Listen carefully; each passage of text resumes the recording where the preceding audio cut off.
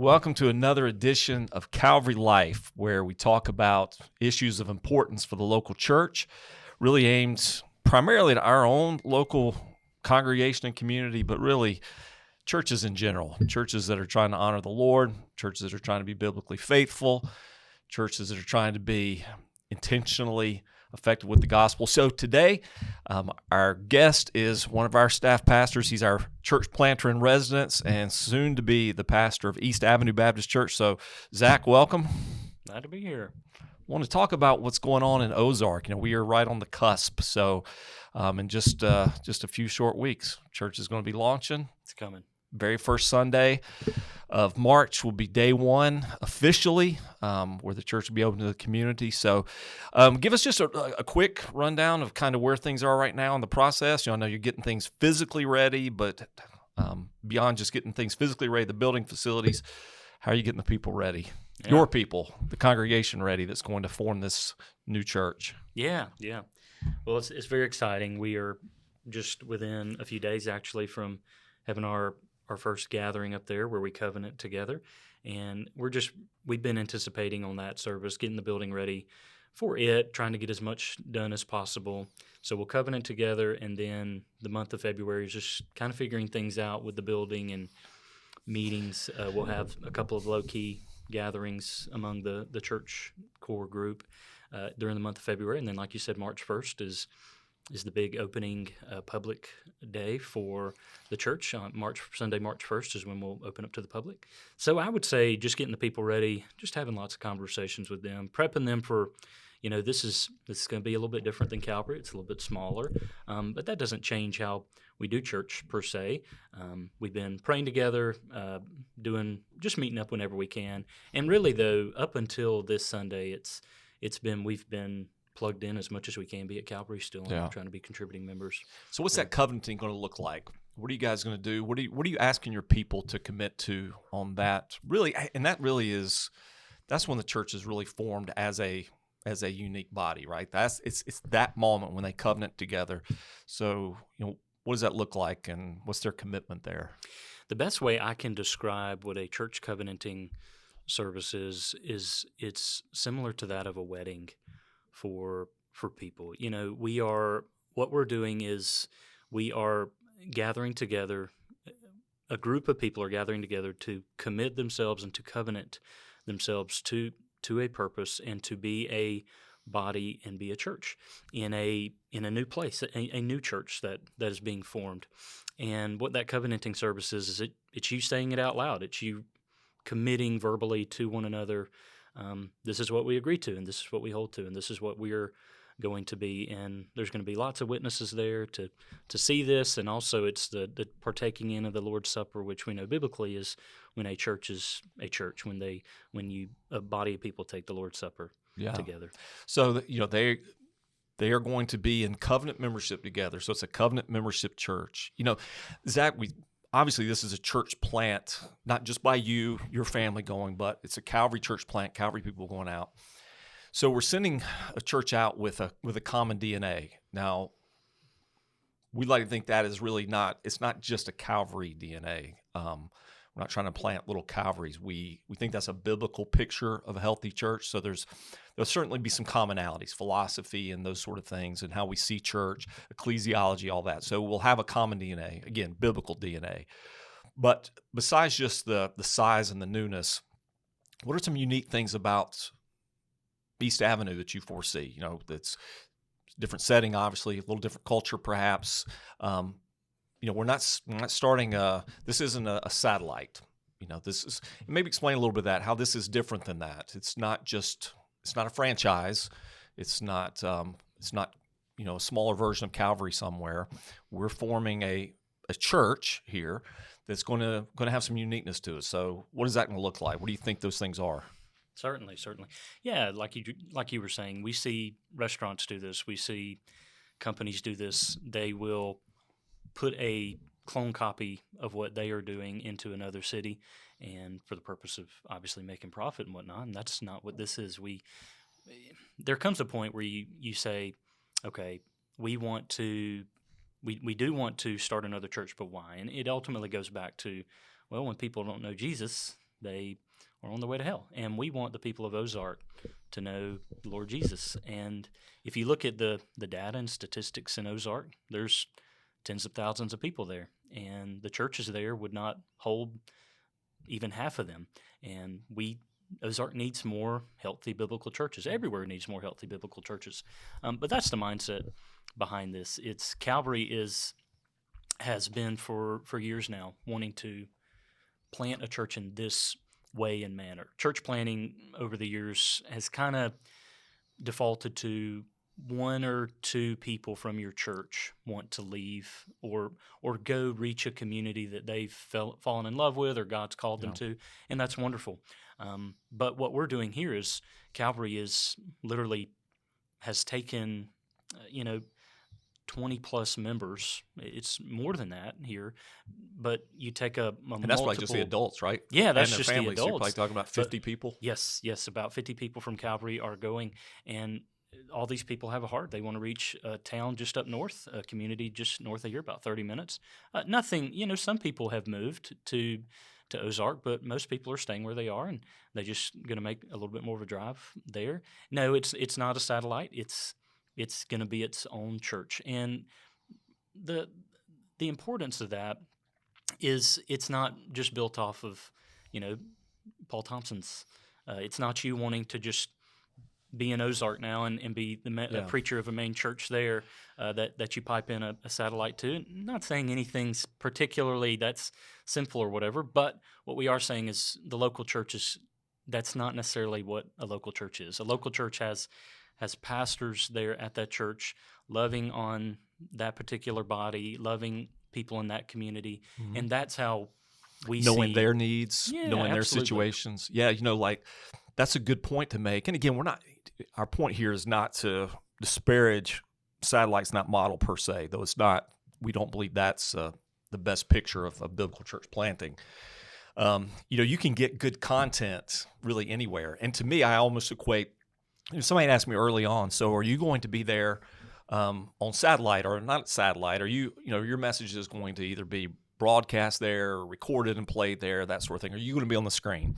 And I said, no, that is not the intent at all. Because for me, it's back to what you just said. A local church needs to be locally led, locally governed, locally shepherded by its own elders, and it needs to be shepherded by people who, in their teaching ministry and in their serving ministry, know those people. So your teaching is going to be specific to, while it will be universally true, just like when I'm preaching a sermon, it's universally true and ought to be able to apply anywhere. And I try to think consciously of that. Could this hold up if it were preached in the mission field in Iraq? Could it hold up if it were preached in Manhattan? Could it hold up if it's preached in South Florida as well as Dothan? Yeah, absolutely. These are universal truths. But when I'm preaching, I know you'll do the same at Ozark, I'm not preaching at the world. I'm not preaching at the nation. I'm preaching to and for those people sitting in front of me in that room, the congregation God's given me. So that's super important. And I think that's one of the reasons why we believe, again, in face-to-face, flesh and blood, hands-on, personal leadership. So that will have several implications. So for instance, what I'll be preaching in March is not the same thing you're going to be preaching in March. And even in Bible studies, in smaller groups, the topics we'll be covering are not necessarily the topics you guys will be covering. And it'll probably have some downstream effects too, whereas we'll partner together, I'm sure, on many different things and projects where you guys see God working and leading, where you might participate in local missions or international missions. Will be based on what God is leading and showing and gifting your people to do. So, helping our people understand our intent is, from this church side, is to facilitate a fully functional, ultimately autonomous, healthy, autonomous biblical church in Ozark. Absolutely. Well, tell us a little bit, most of us aren't probably as familiar. I mean, we know some things about Ozark. We know maybe a place where we like to buy men's clothes or where we like to eat pizza or something like that. But I'm not going to give any personal plugs there. Those are two of my favorite spots. Tell us a little bit about the mission field there. Yeah, so Ozark is roughly about 15,000 people last census that was done. But Ozark is for some reason, there was an article I read. It's a a great place to retire, a great place for people who. Yeah, like one of the top places in the Yeah, country, it's right? crazy. It's crazy. It's the top place to retire. It's got decent school systems inside of it, and it's also one of the gates to Fort Rucker, which is in and of itself affiliated with Fort Rucker's roughly 30,000 people. So Mission Field there is Huge. huge. Yeah, you think about the implications of that, man. What you guys can potentially tap. It's not just those people that are there right now. It's those people that are coming and going all the time, and those people that are reached, and then they're sent out. I mean, you talk about a contagious gospel effect with healthy ministry. There is just huge. I mean, anybody that's ever going to do anything in Army aviation is going to be coming through Fort Rucker. I mean, I don't even know. We'll have to ask Stephen Whitfield how many new people are coming through there every few years. It's got to be huge. Or coming back to it. Mm-hmm. And a lot of young families. A lot of young families. Absolutely. Just in my short amount of time in Ozark, being there in the community right now, I've probably had, I think, upwards of 10 families just stop by and ask about the church and it opening. In part because the church is right next to some apartments, and it's on a very popular street, and we have a nice city park. Yeah, city park right next to us. So, what kind of lessons have you learned in these last, I don't know how many months in preparation, kind of personal preparation? What kind of lessons have you learned about church planting that you could pass on to somebody else thinking about this or involved in it? Well, first of all, I couldn't imagine doing it alone. I couldn't imagine not having the support of a church that I know and love like Calvary, and I couldn't imagine once again just doing it alone, going at it by yourself. We've had an incredible team of people. Those 50-something people, 20-something adults that are going to this have been with us every step of the way. So I would say never try to do this alone. Never try to do it solo. There are churches and people that will help you even if you don't have the backing of your local church you're involved in, but you should. And so I would say that we definitely believe in churches. Planting churches is the biblical norm that we see for sure. So Calvary being involved in that way has just been in and of itself the biggest blessing. Calvary completely being bought into church planting, that churches plant other churches, and that's the biggest lesson I would say that I've gained from this so far. So how are you getting prepared for the things that you're going to be doing? Like, I'm sure you've already started to lay out or think about, where do you start when you get in that pulpit that first Sunday in March? Where are you going? What are you starting with? That's probably been one of the biggest struggles, just really trying to dial in and be present with the current people we have, and also where I'm at in my spiritual walk and what I'm doing devotionally, and where my heart heartstrings are being tugged and whatnot. But I would just say it's a lot of prayer, a lot of leaning on God, and then just looking for things that keep on coming up. The book of Titus keeps on coming up, or that particular set of Psalms keeps on coming up, and just trying to lean into those. Yeah, I mean, Titus is all about the formation of churches and the establishment of them and the leadership of them and everything. I mean, and I know that's going to be a critical issue for you guys. We've talked about so much is starting well, starting correctly, setting precedents from the get-go. Because you got some opportunities in front of you that replants don't have, or even if you were a younger pastor moving into an older existing congregation that's well-established or has a lot of history, you have some opportunities you don't have in those places because you get to start from scratch. I know we're doing things like writing bylaws and church covenant and those kind of things, but you get to start from the beginning and saying, this is what we believe, this is what we're going to do, this is how we're going to relate to one another, this is how we're going to do ministry and mission. And so that's pretty exciting. Of course, the challenge of that too is you got to get it right from the beginning, because once things are established, it's hard to go back and change them. Yeah, you posted a picture on Facebook of yourself the other day, and your eyes were going crossway. That's how my eyes go when I think about writing church bylaws. But it has been a blessing though to do those things. Well, here's the good news on that kind of stuff, Zach. The more the church grows and the more God sends good people there, then the more you're free to not do things that you're not gifted at and not called to do. That's, I think, my perspective looking at it from a bit of a distance, not being a church planter, is that one of the challenges you have is you have to be a little bit of a generalist, and you got to have your hands in everything. And I know you've had your hands in everything from hands-on construction to administrative stuff like that. I've made way too many trips to Lowe's. Yeah, I'm sure. They're happy when they see me coming. From that kind of stuff to now figuring out, all right, what are we teaching our small groups? What are we doing with the children? To what am I going to preach, which is going to be your greatest responsibility, how you preach and lead from there. But, the good news is God, I always believe this, Zach, the church is made up of living stones. That's the way Ephesians described it. It's a building of living stones. It's not the brick and mortar. It's the people, and it's Christ's church. And He promises. One of the fundamental promises we hang on to is He said, "I'll build my church. I'll build it, and the gates of hell won't prevail against it." So you can trust confidently as you seek Him. As church is faithful, that God will send the people. He'll build it. He'll put those pieces in place, and you'll end up with some people that just love numbers and administration, or love serving and being behind the scenes, or love babies, or love senior adults, and love people who are in nursing homes, and love farmers, and love soldiers, and all those kind of things. God's going to put all those things together in a way that He sees fit. Yeah, and thank you for that. It's I definitely got to have, especially this week. It's been a little taste of what probably you have felt for a long time, and that's just, this is about to begin. This church is about to begin. There's more to it than just me getting up in the pulpit. There's all the other facets of the church going on.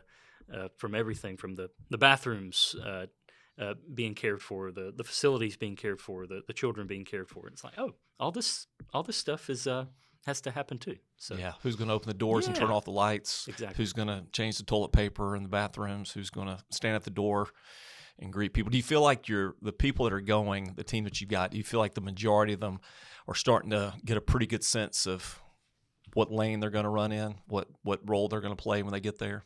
I think so. The exception of maybe one or two who struggle with those types of things, where it is they want to serve.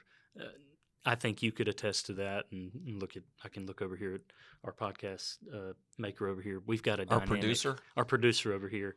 We've got a dynamic team going that really does know, has been serving well here at Calvary, and they know exactly what needs to be done and what they'll need to do, and they'll adapt to whatever they need to. Yeah, and it may take. Forward. I mean, it may take a few months before you figure out all the things that do need to go into every Sunday and during the week kind of thing, and just from technical things to just personnel kind of things, whatever. But I know you guys will figure it out. What kind of conversations have you had with people in the community about the church? I know you mentioned some families have come by. What kind of sense do you have about receptivity or anything like that? Just interest, in the people that you've started to talk to and see when you're out in public and that sort of thing. So fortunately, every conversation with every, I'll call them Ozarkian, that I've talked to has been extremely positive. People, there's something about when something new comes to a community that's very attractive, and just people rally around it. Even leadership of Ozark, the mayor and other officials, whatnot. I've had conversations with all of them. So excited, super excited about this new endeavor. People, and it's funny how people will drive by the church and they'll see it, and just the building itself and the name of the church intrigues them, and they'll somehow find us and call us and ask us what it's all about. People are excited. People are very excited. That's good. I mean, on the just I guess just a secular level, they should be excited about the investment in the community. Here's a building that wasn't in use, and now it's refurbished, and a lot of anybody who's been paying attention for the last several months can see there's just been constant activity and work going on in there, and so that's got to be exciting. But also, I hope you're seeing just some eagerness. There's some hunger there, I think. I've had some conversations with people there. And, I try to intentionally bring it up that, hey, have you heard about the new church that's coming? And I would agree with you. Every person I've talked to has an excitement about it, an interest. That does put a little extra pressure on you, though. It's sort of like that new restaurant opening in town. It's going to be packed for a little bit. But if it doesn't deliver the goods, then, people will move on back they'll revert to the norm. So you got some opportunities in the first few months that are going to be unique to those first few months. Of just hitting the ground running and doing things well, and just knowing that window, God's going to give you a big window right there. You make the most of that and see where God takes it. Yes, absolutely. I was meeting with the Association of Dale County yesterday, and just a little bit of an insight from that meeting. They were so encouraged because they said, most of the time when we have conversations with church leaders, it's they're leaving because the doors of the church are having to close. Oh, well, that's good. I'm glad they see that as a positive. Yes, this is that extremely life is coming to the encouraging. Baptist Association. There's a new church opening, and just to add to that's good. the excitement. That's good. Did you feel like that was shared by everybody there in that meeting? Oh, yeah. Yeah, Absolutely. that's a positive. I was going to say this from something you said earlier, too. This is kind of aimed at the Calvary folks who are not part of the church plant. This is, like you mentioned, this is something we prayed for and really felt like God was wanting us to do, even though we didn't have the specifics 2-3 years back. We're really praying about this. God used us to plant some churches, but it fits so much, and I know we've talked about this probably in other venues, maybe on podcasts too, but it fits with what we want to see happen with our church moving forward. We hope that this Ozark plant becomes rather precedent setting because there are other communities that are within driving distance of a lot of our people that could potentially be blessed by or needful of a new church there. So, maybe this opportunity, Lord willing, would come again. And, we're even having this discussion right now as we're dealing with like seating on Sunday mornings, because while we would not say it is a fixed in stone, given by the finger of God command that we only be in one service, we do feel like the biblical principle of one assembly, the church being an assembly of believers and doing that in one sitting, one time, one assembly for worship, so one service is pretty important to us. That's a pretty important value. So it has us wondering all the time about, all right, so what are we going to do long term with the seating space? We've been doing some experimenting. Maybe some of you could pick that up if you're in a Calvary attender. We've been shifting the number of seats in the fellowship center to try to see what are our max numbers and that still give us some room to grow.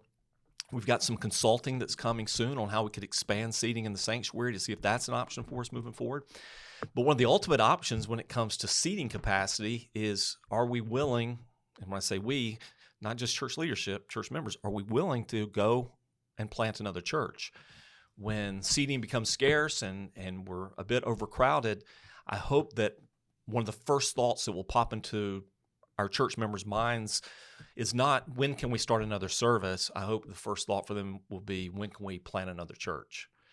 And so looking at those opportunities, and I'm thinking, and I'm sure it will be, Zach, what you guys will be doing, like a learning lab, really not just for you as in the East Avenue Baptist Church, but for Calvary too, figuring out how can we do this the next time, and what lessons did we learn in this process that'll help us to do it again. What you said exactly. We're glad to be the guinea pigs for this experiment, this churches planning churches experiment. We've learned a lot. And even from, like you were talking about the church bylaws and stuff earlier, if Calvary could, the more we do it, the better we can streamline and make it easier for the next group of people that goes and plants. Yeah. And like you're saying, church planning, when you believe in that mark of a healthy church, that you're one assembly, you have to do something to alleviate the capacity, the pressure valve, so to say. And planning churches is the way that you do that. And there's so many surrounding cities and communities around Dothan that, we need to be looking at too. And a huge part of that is fulfilling our missional purpose. One of our missional purposes, one of our missional intents is training up new leaders and sending people out. We want to be, we've said this often, we want to be, and I think this is a term that's coined by the 9 Marks guys, we want to be a green light church, a church that is people coming through here and going out, not a church that's always looking for leadership, always importing. Can we develop young leaders like your story, Zach? You've been on staff here a decade, and now you're going off to be a senior pastor. You came here as pretty freshly minted children's director from a smaller church and learning the ropes, and grew in ministry and have a master's degree and 10 years of experience and it grew into multifaceted ministry, not just children, but some preaching and teaching and leadership and all those kind of things. And you're ready to go lead a church. I would like to think that in the next couple of years, we're going to see that happen again and some more. And so a natural outlet for that would be, what do we do with these young men who are called to pastor? Well, we need to help facilitate that work again. Now, maybe that's working with other organizations and send them to churches that have need. That's certainly very viable. We want to do that. We want to help churches be revitalized and grow. But another natural outlet of that ought to be us. Well, let's go plant a church. Let's take a team. Let's develop a team and go plant a church. Certainly. So, Zach, what are you most excited about as you count down to first Sunday in March? I think that the Lord has just really grown mine and my family's affection and heart for Ozark.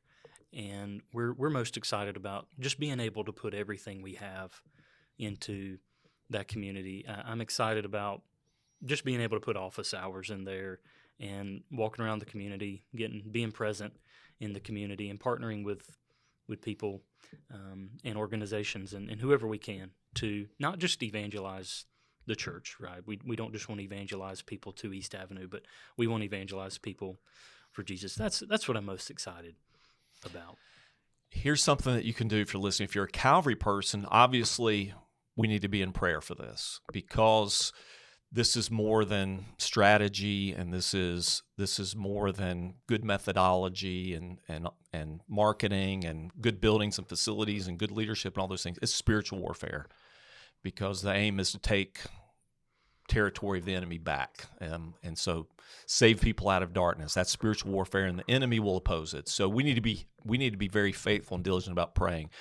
But the second thing is this: it's a healthy church member will do more than this, but not less than this, and that's invite people to church. And so if you're a Calvary person right now, well, now God has blessed you with a dual opportunity. You can invite people to your church here where you worship and gather at Calvary, but if you know people that are towards that end of the, heading towards Dale County or just north of us or living in Ozark or beyond Ozark, because you're going to draw from people, I suspect, from Rucker to Enterprise, Dothan, all points in between.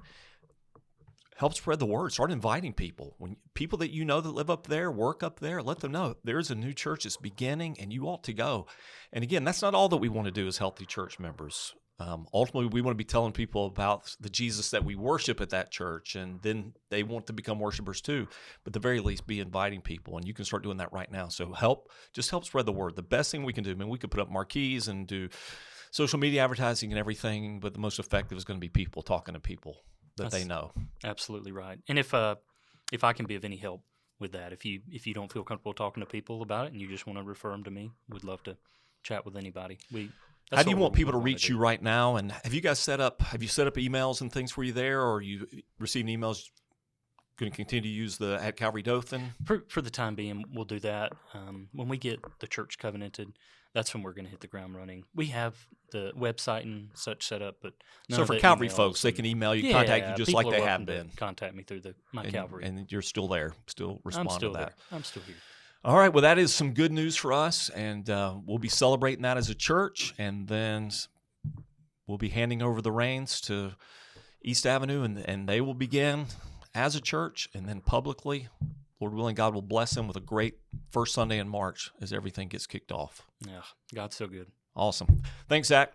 All right, this has been Calvary Life. I hope what you've heard has been helpful to you. If you're interested in church planting, I would refer you to your own local association if you're Baptist, your own missional leader there, your associational missionary. Talk to your pastor.